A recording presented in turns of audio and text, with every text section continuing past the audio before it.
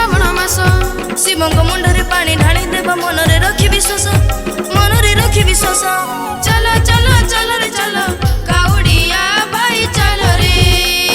बोल बम बोल बम बोल बम बोल बम बोलो रे बोल बम ओही बाबा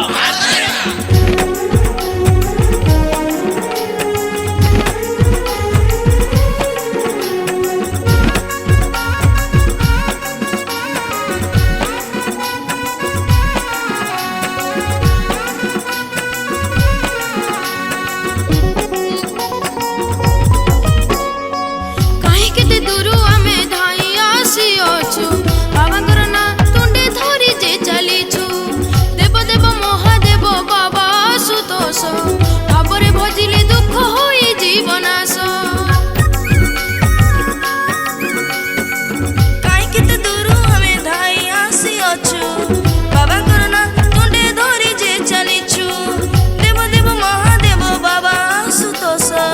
भावरे भजिले दुख होई जीवनाश तू दूरा रख चंपा नागेश्वर त्रिशाखा बेल पतर चढ़ेबा मुंडे चलो चलो चलो चलो रे चलो काउडिया भाई चल रे बोल बम बोल बम बोल बम बोल बम बोलो रे बोल बम ओही बाबा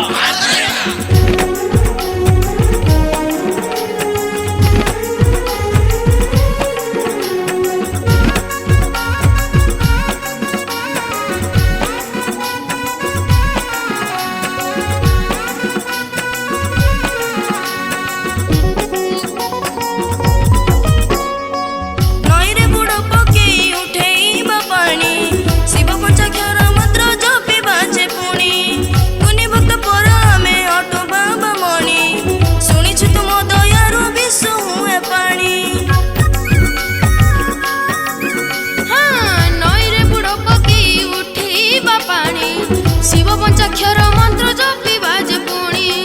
पुनि भक्त पर आमे अटु बाबा मणि शुणिछु तुम दयारु विष हुए पानी धरी निय हाथ खसड़ा पथ केते ढिप केते खाल धीरे धीरे भाई चलो चलो चलो चलो रे चलो काउडिया भाई चलो रे बोल बम बोल बम बोल बम बोल बम बोलो रे बोल बम ओही बाबा